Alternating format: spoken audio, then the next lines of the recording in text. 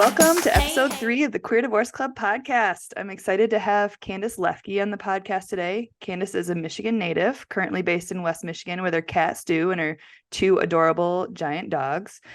She works as a freelancing makeup artist and stylist for events, photography, and commercial work.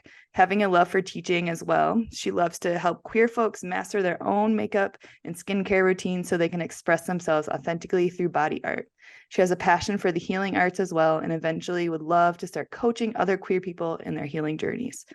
Outside of work, Candace loves to be out in the woods, camping, or at the beach with her friends and family. She also loves to try her hand at anything artistic and has many projects that she may never finish, but enjoys it anyways. Welcome to the podcast, Candace. Hi.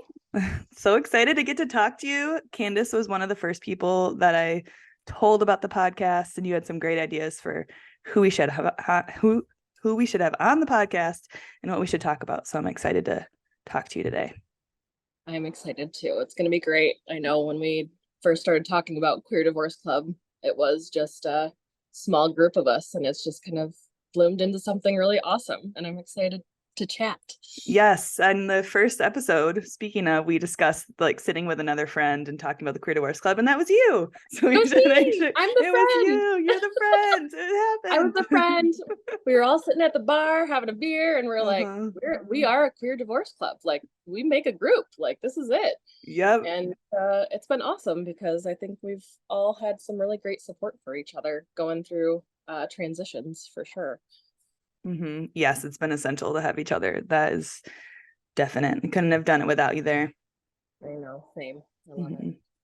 So speaking of being part of the Queer Divorce Club, can you tell us a little bit of overview where you are with your relationship or divorce, and what work you're doing now in the rebuilding process? Yeah. So I feel like my situation is very queer, and I am currently actually still married to my ex. We were married in a romantic relationship, I guess, more so for the past like 6 years, and we've been now separated for almost 2.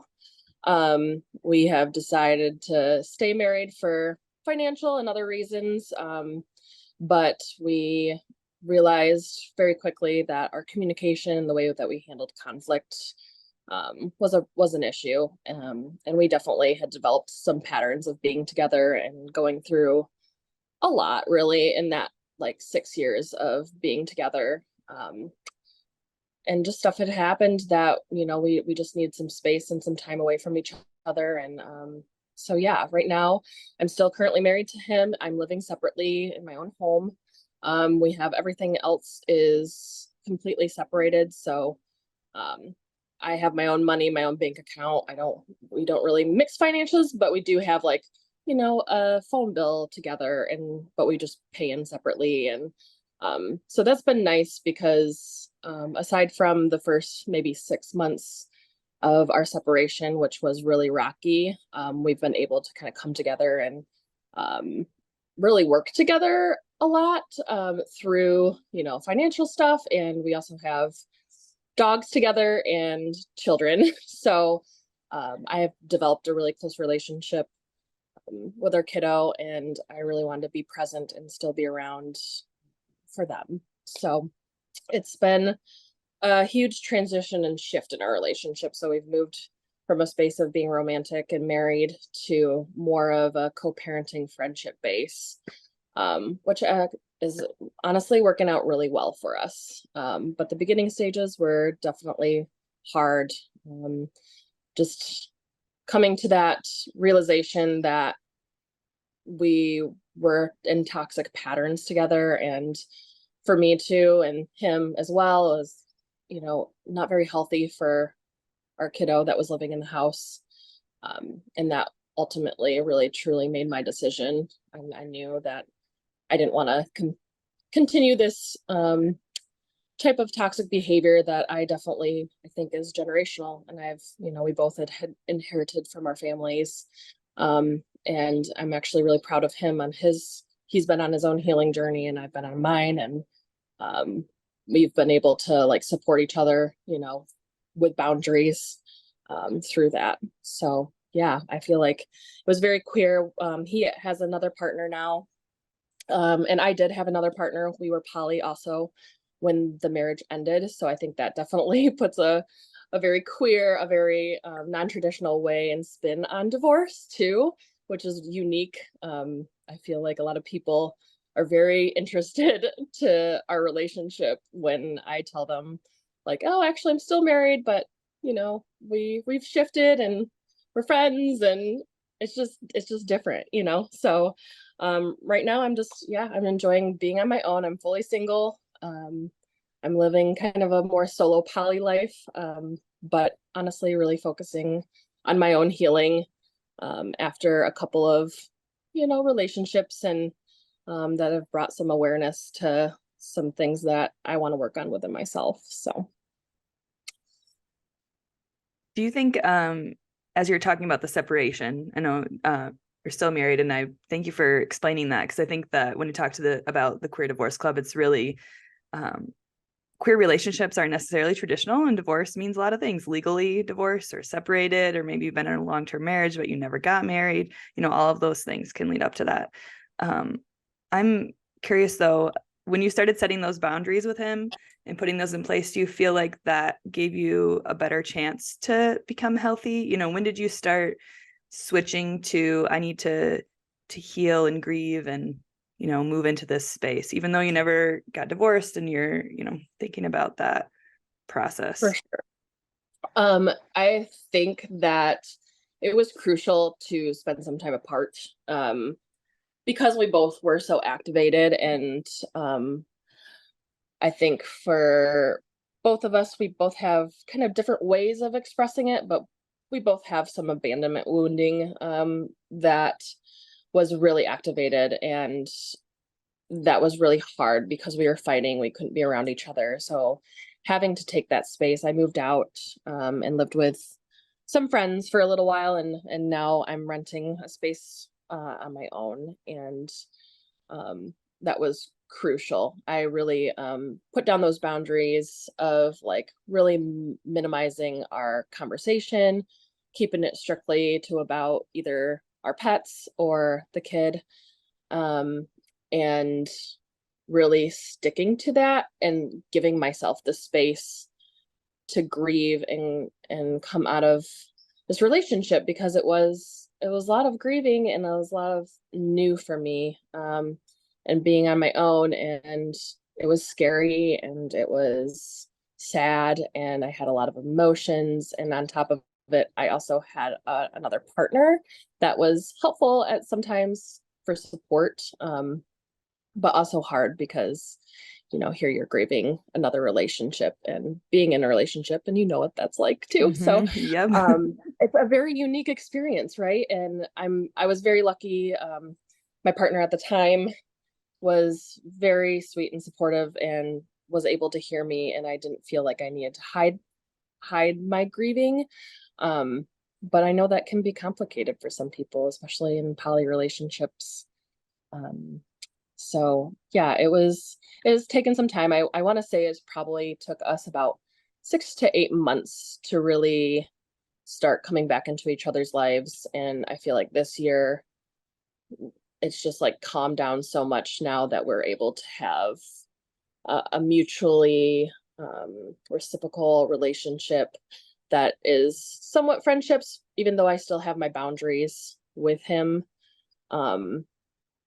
And yeah, so I feel like that change and that separation for a little while was really healthy and something that I definitely needed to take. Even if you want to have a relationship with that person, I think when you're going through the hard, you need that space to feel your feelings, because when you guys are up in each other's business or trying to work things out, when things are so activated, I mean, that's when things happen or things get said that you can't take back. So Mm-hmm.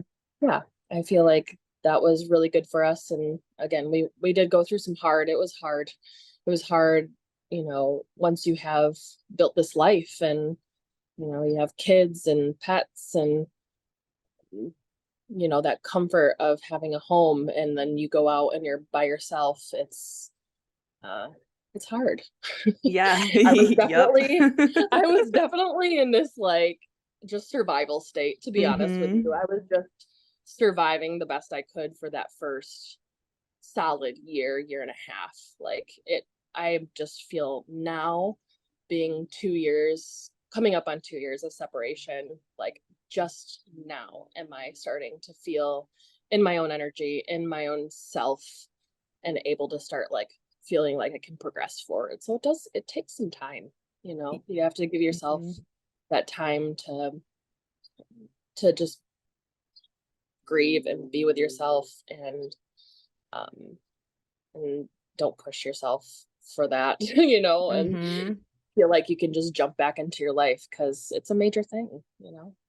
Yeah, it is. I empathize with this part of space and time, because I think it took me almost around the same time for you to even be able to like have a conversation with my ex that was not related to the kids or logistics or whatever, because of all the trigger space, all the times we would trigger each other, and the intensity of those especially the first 6 to 8 months. It's so intense, uncoupling for everybody So involved. hard.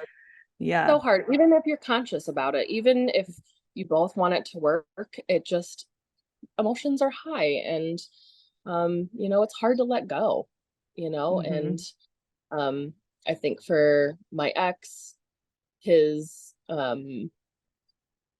he wanted to talk about things because that's more him. He definitely is ready way quicker than I am. I'm a slower processor.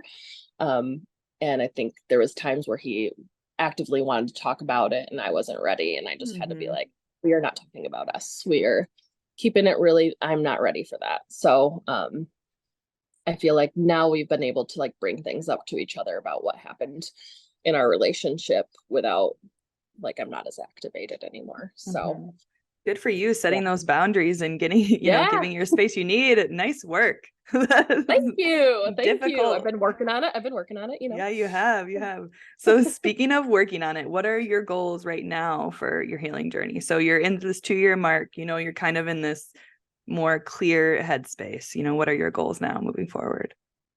Yeah. I feel like a lot of healing stuff has just like come up this spring for me too. I just got out of my relationship that I was in during, the separation. So like being fully alone with myself, um and going through another breakup has just like shown me more things, and I just really want to be like secure in myself. Like I just want to get into a place where I feel confident and capable of just handling my shit. Just Yeah. really in a place where like I trust myself, and that is probably one of the hardest things for me. Mm-hmm. Because I recently got diagnosed with ADHD at 31, and I had been in my marriage for years, undiagnosed, and turns out my ex was also undiagnosed, and the way that we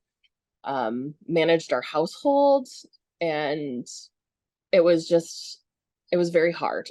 Mm-hmm. Because we do it very differently, and if I didn't do it the way that he wanted to do it, then it was, it was just kind of chaotic. So for me, I'm like really developing my own systems and being secure within myself, and a lot of the healing I've been doing has been more I've been really into body work and breath work, and kind of healing my nervous system, because going through that divorce um, really shakes your sense of security and safety, honestly. Mm-hmm. And my body was so triggered and had such a hard time going through the hard with my breakup and my separation, um, that I've been almost like in a freeze state, um, for like, the past like year and a half. Like I'm just starting to come out of it. But yeah, it's gonna be a journey. I feel like this year I'm really gonna focus in on that. planning on not getting into any serious relationships at this time, and just really devoting that time to caring for myself in the ways that are not always the easiest. Mm-hmm.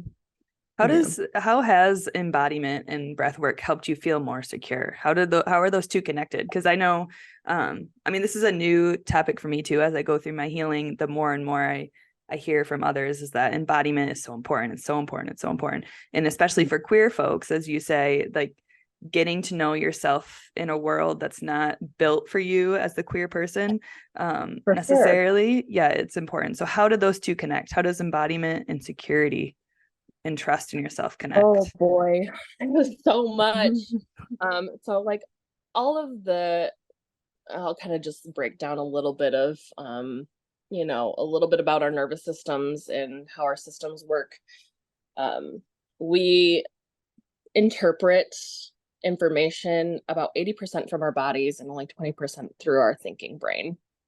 So our autonomic nervous system, our ANS, which has our vagus nerve, that does not go through our thinking brain. It goes all the way just through our body, to cause a reaction. So like this system was meant to keep us safe. Like it was, back in the day, it was, hiding away from, predators or sensing danger. And now, in our modern world, it's more about our relational patterns and what feels safe to be around other people. And growing up queer, we automatically don't feel safe in a world that is still very homophobic, transphobic in a lot of ways, and we don't really fit in, and a lot of us didn't feel safe. And so what happens with that is when we go into that fight, flight, freeze response, our our logic brain shuts off. So our amygdala either goes into hyperarousal, which you end up being hyper aware of everything that's going on, or it goes into like a hypoarousal where you disassociate, or just completely like you go into your spaceship and you check out. So body work, breath work, somatic healing, that is just a pathway. It's a bottom up approach instead of a top down approach. So top down approaches are going to be like your talk therapy, your CBT, anything that you're going to do probably in a therapist office, where bottom up approaches are using the body and helping regulate the nervous system in a place where your amygdala can calm down and you can actually step out of a survival state into more of a logical, more calm-based thinking. So a lot of queer people, when we go to therapy, it can be helpful, but for a lot of people that deal with trauma, and queer people just existing in especially the United States in this time too, we're traumatized and we're scared, and our bodies feel that and our bodies react to that. So a lot of queer people I know have massive anxiety, and that's because our bodies. So learning breath work is a somatic practice.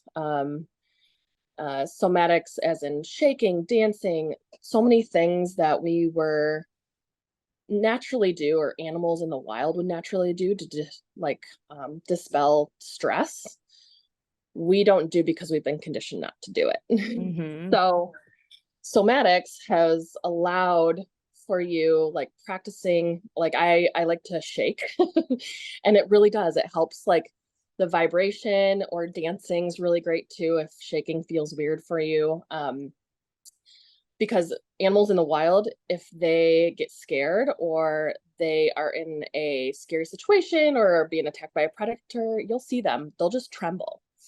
And people do that too. But a lot of people will stop themselves from doing it. Crying is also a way of releasing that stress and bringing our vagal tone down. So using these practices, and I'm a very nervous person. Like I struggle with anxiety. I struggle with hyperarousal. Like I am aware of body changes in like tone, changes in body language, like subtle shifts that other people don't get. And I know you're like this too. Yeah. We because of our trauma, because of our Mhm. childhood, because of the stuff that we went through, like we're just hyper attuned to that stress and those changes because our body, our autonomic nervous system is trying to keep us safe. Mhm. And so we've been conditioned, especially queer people, if we've dealt with bullying. I mean, if you're out queer young, a lot of trans women and gay men, I feel like, experience a lot of violence, and that will put you into that hyper aroused state because you're trying to keep yourself alive, you Mhm. know? So doing these practices has helped me so much because I, for one, could not handle a lot of conflict without sobbing uncontrollably. You couldn't even understand me. Mhm. It helped me be able to communicate, even though I'll still shake, I'll still tremble because my body just can't help it. But I'm actually able to do those things where before I would just avoid at Yeah. all costs. Yeah. And to my detriment, like I wouldn't bring stuff up when I had issues with people. I'd be afraid of the confrontation. Um, and I just don't want to be that way anymore because it does hinder your connection with people. Yeah. Yeah. I'm So blown. My mind is blown right now about 80/20. Like everything you're explaining makes so much sense to me. And as I'm learning about embodiment and breath work and, getting to know my body through, all the work I've been doing, it makes sense. I've needed both talk therapy and body work. And I'm just now starting to build up those practices. So hearing that and thinking about myself as my body is kind of mind blowing. I don't know if yeah, it, yeah, it's our it's intuition. It's frustrating. our Yeah. It's frustrating that I'm just finding this out for the record. I just like, honestly, a lot of people are just finding this yeah. out. You know what I mean? Yeah. This is it's still pretty new to me, but it's my hyperfixation. So I am, I love it. Like I really Mhm. do. That's where I see myself. Like I'm in the beauty industry right now and I love that too. But I see myself working, coaching people and teaching them these practices because it's slowly shifting my life and the way that I show up.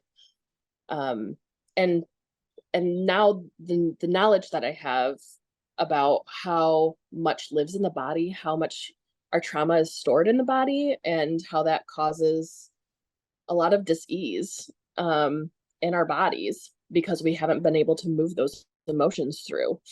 Um, and I I just think it's so important for people to know about this, and especially queer people, because we deal with trauma that is really really affects our safety. And I know there's a lot of issues with suicide as well in the queer community.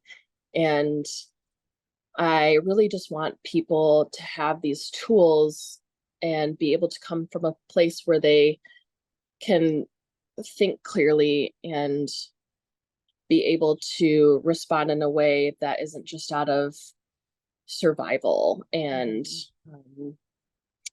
and be able to connect with people because it does hinder your connection. Like Mhm. when you don't feel safe, when you're in that flight, fight, freeze response, you can't connect with people. Yeah. And that's so important, in our health and well-being. And I just know queer people struggle with that so much more even than, the rest of society, because we've had to deal with so much and so much otherness, not feeling like we belong and feeling like an outsider. But in some ways, I do think we do have a gift with that because I think queer people end up being a lot more self-aware and a little bit more open to being enlightened and being able to do these practices and realize, this ain't working. So, Mhm. yeah. Yeah. Any way we can find, I know for me, finding those opportunity for connection, and love that you're saying that being able to be embodied and be present in the moment, and to be in spaces with people, it's, allows you to have connection. It's important to have that so you can connect with those individuals in the space. And it's not that you're not having authentic connections if you're not feeling embodied, but if you're disassociating, you may not be connecting, or if you're hypervigilant, you're not connecting with people in the space. Right. Right. Because you're so aware of like the little things going on all over the place that, you can't be fully present because your nervous system is looking for danger at every turn. I mean, it's hard to keep focus when you're anxious or you're disassociated, Yeah. And I think now I'm thinking about this connection to divorce or transitioning a relationship is it's important on the outside of that to have connections that are healthy for you, and doing the healing space, whether you were in a marriage that wasn't, not necessarily toxic, but didn't fit you, or however the relationship ended, if it was traumatic or not traumatic, no matter what, that transition, you need to heal from that transition, right? And doing this body work will give you this space, one of the tools you can use to take the space you need to find new connections that are healthier, that are good for you, that will help you grow. We all need those as we move into this new phases of our lives. Right. And that I'm not, I don't want to jump into another relationship again and, not feel in my body and like making decisions that are good for me, or I'm just grabbing onto this person for comfort and safety again, because that's so easy to do. And I do feel like my relationship after my separation was nice and comfortable and felt good and safe because they were an amazing person. And but I was also not really tapped into what I needed. I was just so, and for me, like I struggle with some codependency stuff. So it's so easy for me to like lose myself in relationship. So it was so easy to just jump into comfort with this other partner. And I was unhappy because I really wasn't taking care of myself in the way that I needed to, because I was so focused on their needs, and that was I think part of my nervous system not being regulated too. Like I was nervous and I was scared that, if I didn't take care of this person's needs all the time, that I was gonna lose them. And you know what? It happens anyway. So whether you took care of them or not, like, right? Yeah. What, codependency doesn't fix the problem, Candace? No, it does not. Are you sure? Okay. No, we don't have talking about codependency on our list, but you and I have, I think we connect on the two things, hypervigilance and codependency. I mean, a lot of other things too, very similar. But one of the things that I've really started to, when my growth did not really start until I realized that I was codependent, and like what the actual definition of codependency was, and what that meant for what I was doing for every single relationship in my life. And it's wild how I didn't realize that was woven into every aspect of my life, my kids, my friendships, my relationship with my parents, my ex, every single one. I had this stress of making sure everybody else was okay before myself. And it's people just pleasing, man. And people pleasing before they even ask for it. Like they don't even want it, right? Or even some people don't even deserve it. You know what I mean? Like that's a good one. you not everybody deserves that type of energy from you, and some people do. That's okay. The people that you truly care for. But when you're trying to manage everybody else's emotions and how they feel, like it's just a losing game because you can't. Yes, exactly. and then you're stressed, you're stressed out just trying to navigate all of that and not honoring yourself and what you need in that moment. So right, exactly. I think the definition of codependency that threw me for a loop was the first time somebody said codependency is when you don't allow others to experience the accountability of their own actions. So like trying to get ahead of them so that they don't feel like they made a mistake, so that they, in my case, my ex-husband would say something to somebody and I'd be like, trying to get ahead of make sure, oh, he didn't mean that, like that sort of stuff at the little side. On the other kind of end, like, making like excuses fixing for it them for him, more. making excuses, ahead of time. Or for my kids, not letting them get hurt without scaffolding things for them. I've come a long way in that department, but codependency, man. Yeah, it's Man, wild. it is wild. It is a wild journey. But like not being okay if they're not okay. Like if they're not okay, then you're distressed. And I do think in my last relationship, because it was a lot healthier than parts of my marriage, I was able to kind of put those boundaries down and say no to things. And that was a good practice for me. But man, it is hard. It's hard not to take on other people's energy and fix it. That was what I'm notorious for doing. Like somebody comes in dysregulated and in a mood, and even though it's not even about me, you know what I mean? It might be just something they're dealing with at work or whatever. I'm so affected by it because I'm so hypervigilant. And that was part of my trauma growing up, is I had my stepdad he would just be an angry person and like throw that anger around, and you'd have to walk on eggshells. So it just puts me in that state of like, fix it, fix it, fix it. And learning that it's not about me and people are allowed to have their moods and their emotions.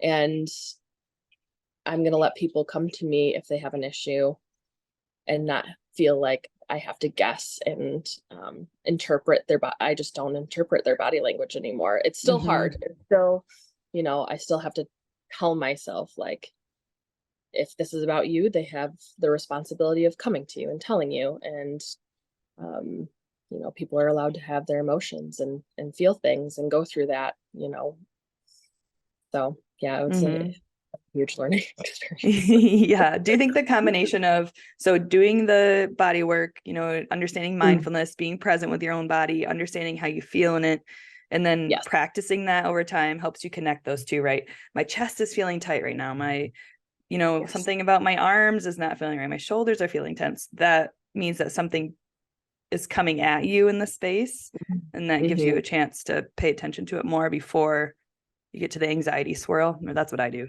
Anxiety swirl. Anxiety swirl. I get the anxiety swirl too. They're wild. They are. They are wild. Yeah. It's honestly, yes. Somatic. So I did an embodiment series with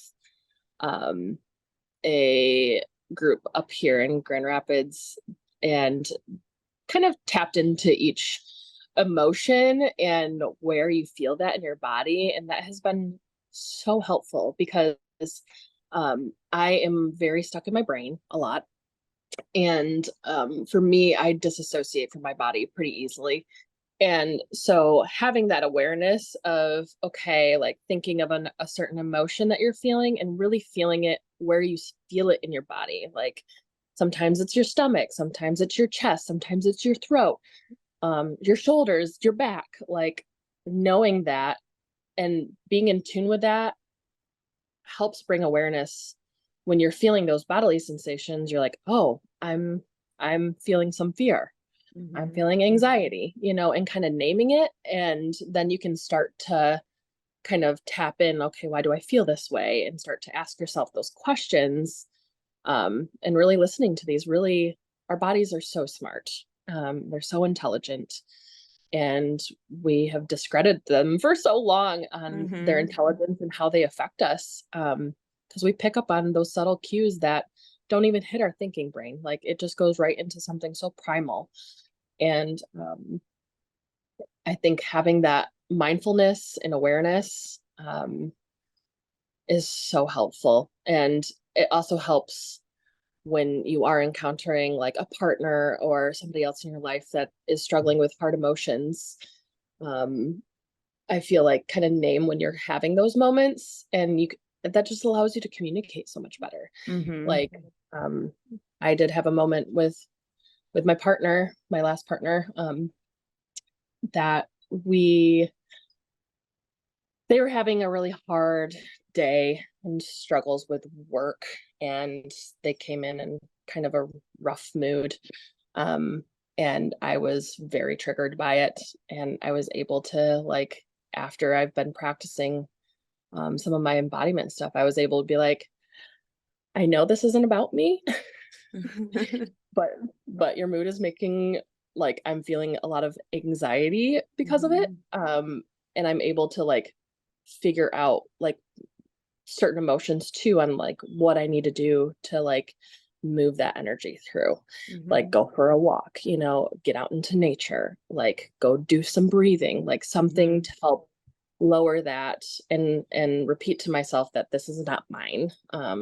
That this is this other person's energy. This is something they're going through. It has nothing to do with me. And just, like, reminding myself that through some of those practices too. So you're kind of bringing the brain and the body together. And I think that ends up being the most effective, truly. Yeah. And if I'm it's so glad that you're doing both. yeah. And if you're in a healthy relationship, the other person should be saying, whether it's a friend or family or a partner, should be saying, I do not want to trigger you. And this is what, reassuring you in those moments is so important. And that's, yeah. Right. And Them being aware enough to know, like, oh, once you voice that, and once you get to know that person on a level, and you kind of know their trauma, and know what their triggers are, like, then you find ways to navigate that, right? Like, okay, it's cool. Like, I understand you're in a mood, or you need to do this thing.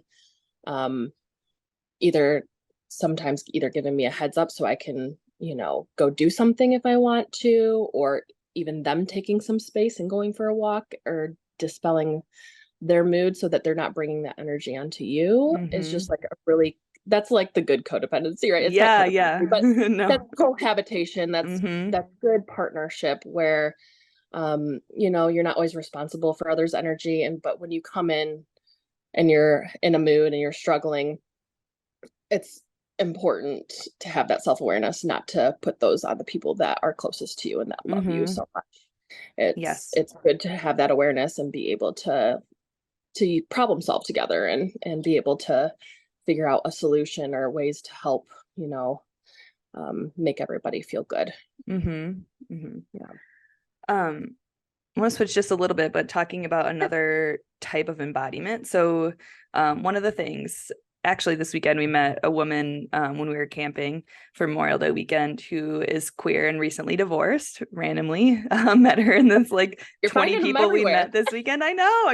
I'm collecting them wherever I go. But she was talking a lot about style and what it means to, like, look queer enough, look gay enough, feel gay enough. I know that Carly and I have both been through those journeys, and I know that there's a lot of queer people, maybe they're trans or just coming out or whatever, where finding your style, finding your haircut, your makeup, what you look like, what you want to wear is a really important part of embodiment that lets you figure out who you are. And I know it's the physical side, and there's a lot of crap around beauty standards and all of these other things. But I know for many queer people, finding what you look like is so important. What you look like physically and how you're presenting yourself to the world is so important.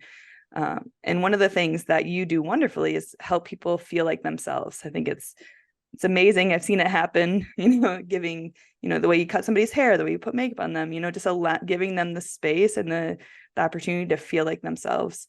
Why do you think that's so important, and why has that become so important to you as a stylist?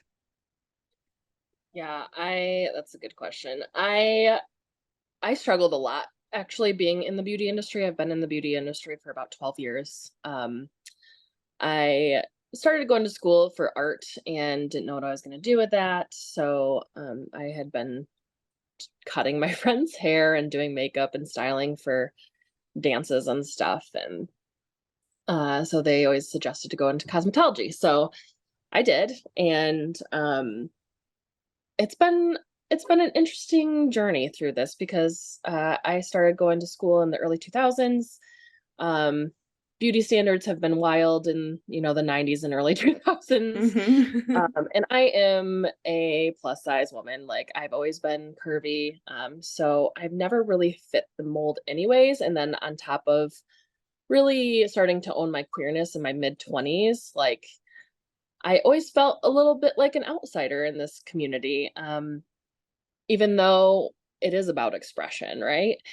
And I believe it's changing so much now, which I am so, so thankful for. You see way more influences from queer people in our media, and plus size people, and how they express themselves. So for me, it's been a shifting of the narrative, right? Where you can use hair, you can use makeup, you can use style to mask yourself and hide, but you can also use it as an expression of self, right? So we don't choose the body we were born into.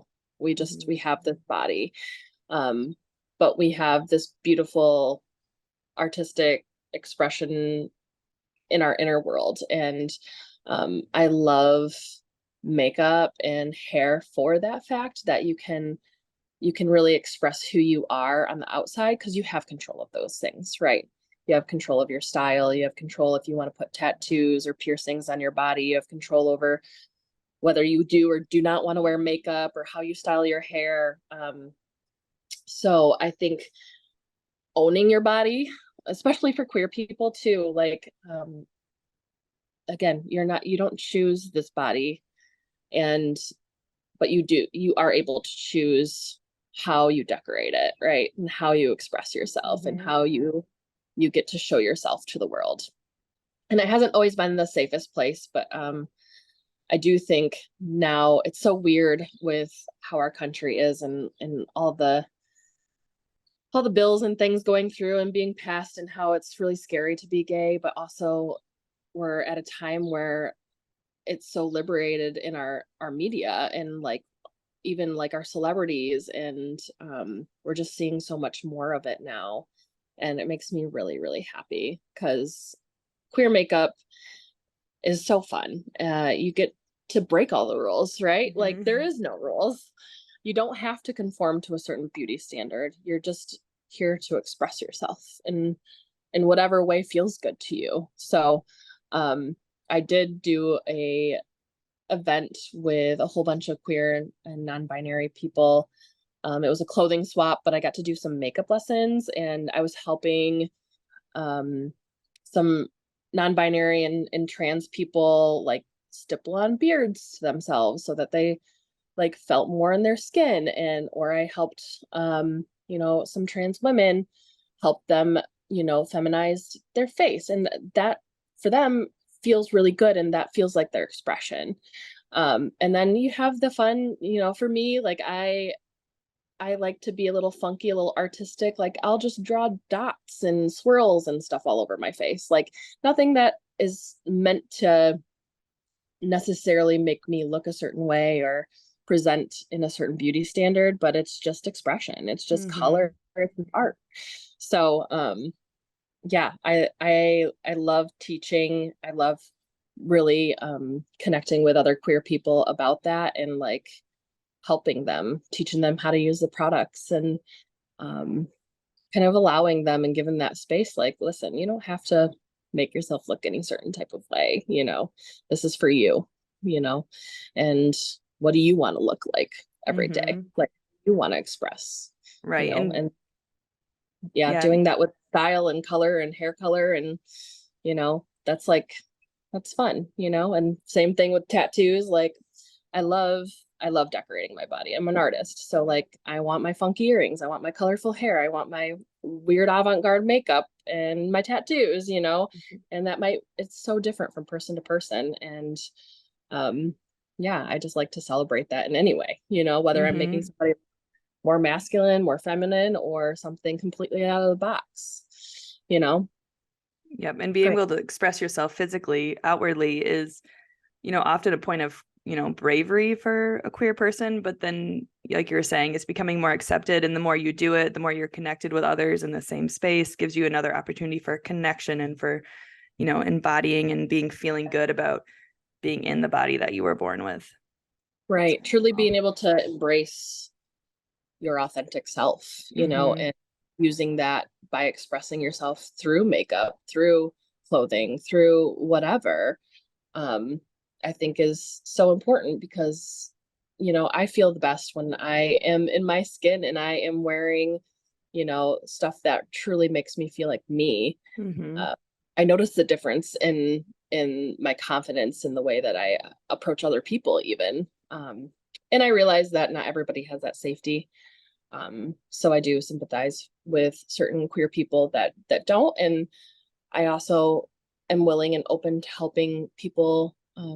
Some trans people like to pass and find ways of doing that so that they feel more safe and secure. And as hard as that is sometimes to hear, it's a reality of our society too sometimes. So Mm-hmm.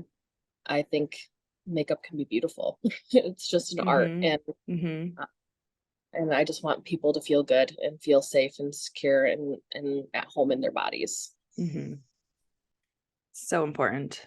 It is. Feeling at home in your body. So if I am just starting the journey out to feel more at home in my body, to try out, embodiment, to try out mindfulness that includes my body, what are some things that I should do on a regular basis, or a couple things I could start trying out? Mm. So I really like, if you're really trying to come into your body, I think one of the first things I do is kind of just like a stop and like body scan myself. So when I'm doing that, I at first is pretty much like just a noticing. Like, so I close my eyes and I just kind of notice my breath.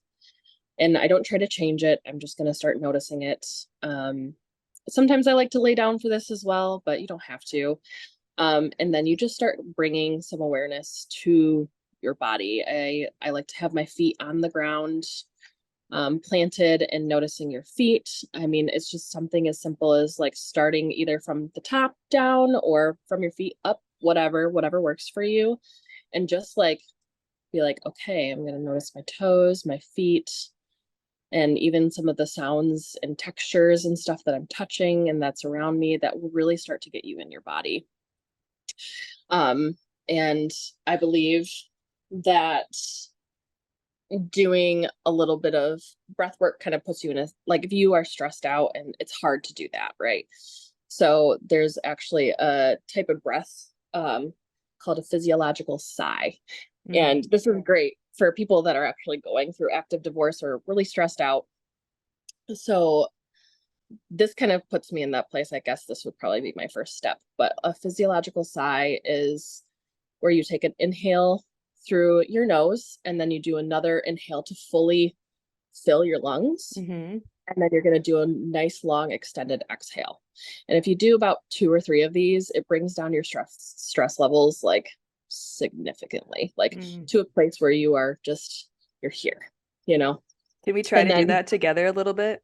yeah, for sure. Walk me through Okay, it. let's do a couple of sighs. Okay. Yes. Okay. Okay. So I like to do 2 inhales through the nose. So the first inhale is going to be a little bit bigger, and then you're going to do like a short to really fill up the rest of your lungs. So it should feel like you're kind of filling up your kind of abdomen, and then that second one kind of fills up your chest space. So it kind of like pulls that breath up here. And then the exhale is just going to be, I just say, try to just like let your collarbone and your chest just kind of deflate and just let it slowly drop.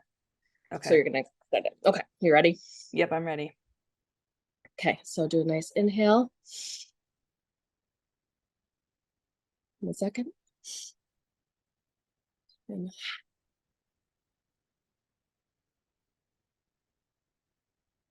Ooh, like that.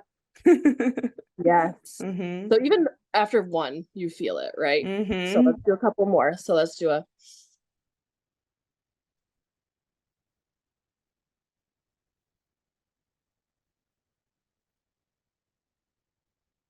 Ooh, it does. It loosens up. Do 1 more.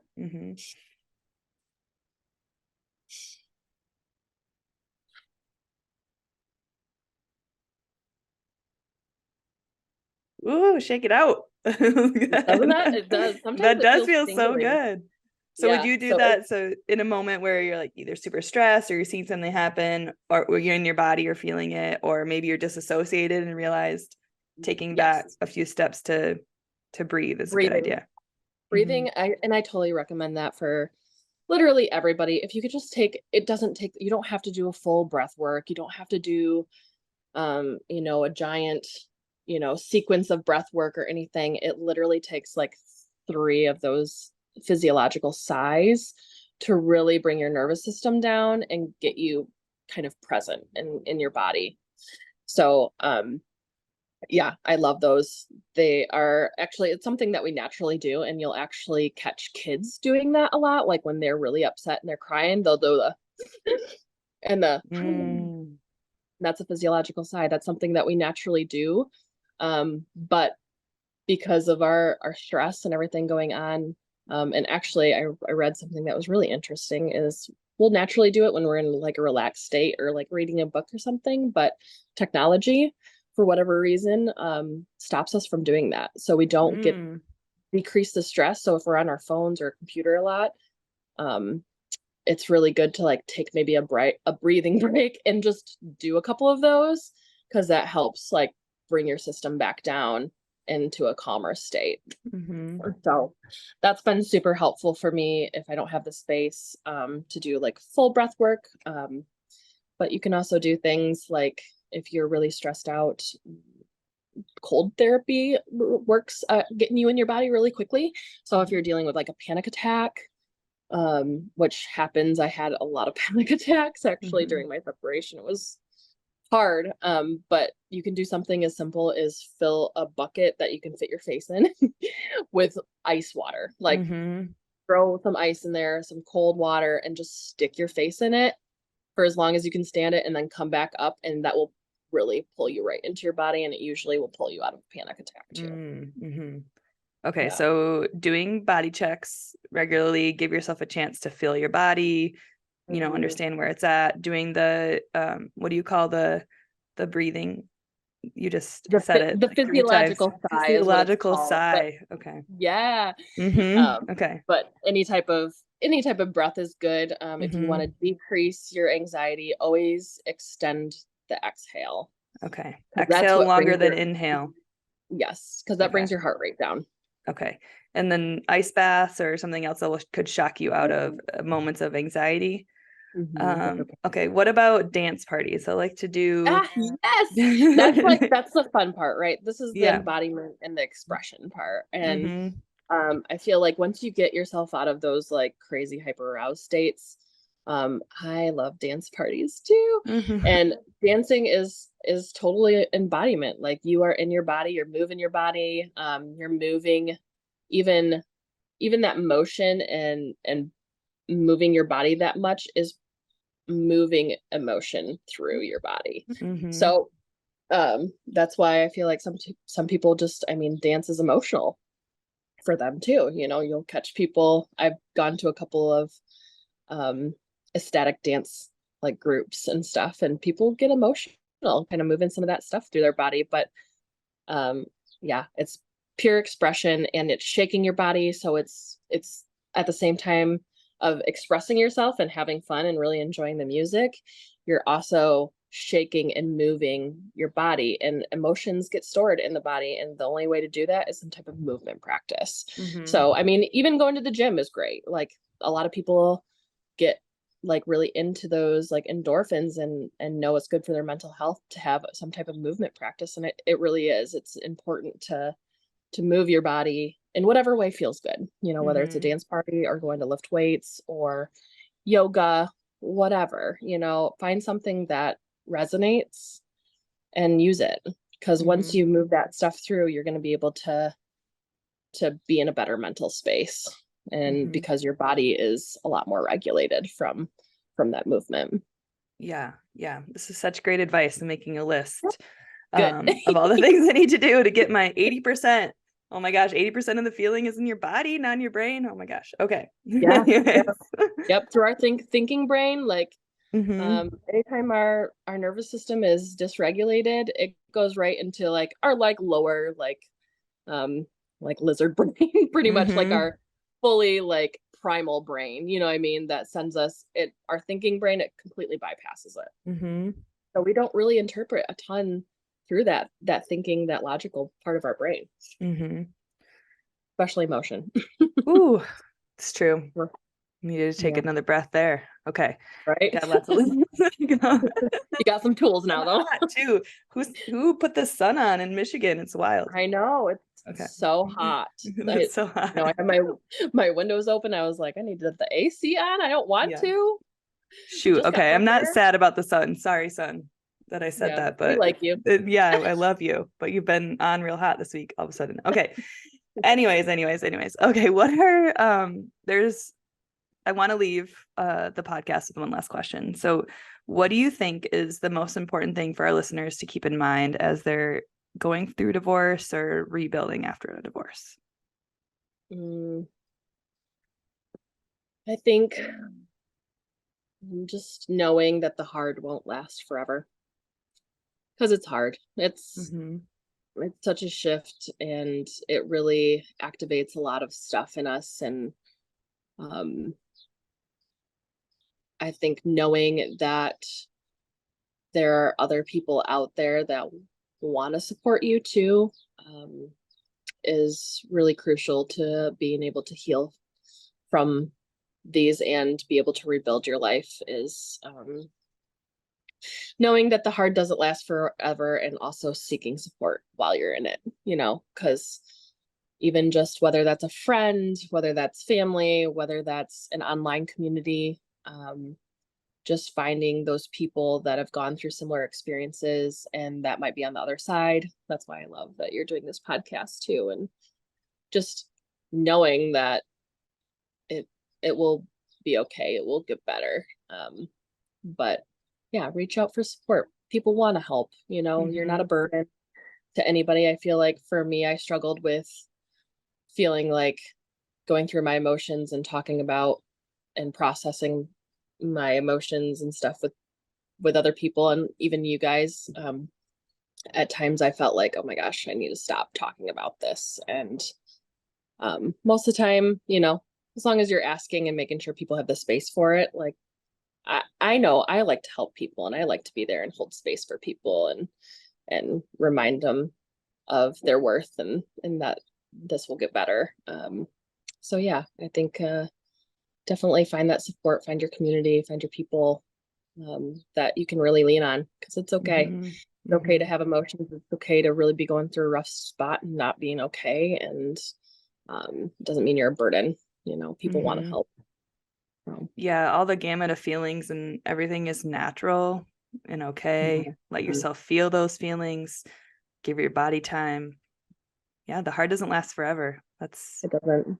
No. And it's hard. At first you feel like, oh my God, I feel like, for me, it was just like I lost a limb, I felt like my whole life had been just like ripped from me, and I was missing something so big. And feeling that emptiness when I first was going through the divorce, or well, not divorce technically, but separation. And now that I'm, it does take time, but here I am almost 2 years later, and we have a great relationship. We're healthier than we've ever been. And you find a new normal, and you find your people, and then you just pour into those connections as well. And then you end up feeling richer than you had been before, so. So true. So true. So true. Thank you so much, Candace, for sharing your experiences and your wisdom and all that you had. I'm so glad that you've been on, and thank you. Me too. This was so great. For our listeners, I'm going to put it in the show notes, but if you want to see some of Candace's amazing work, check her out on Instagram at Sealy Artistry, and I will put that in the show notes and on the website so that people can find you. Yeah, come find me. Come find you. Wants some makeup stuff or some somatic info, holler. Thank you, Candace. Yeah, you're welcome.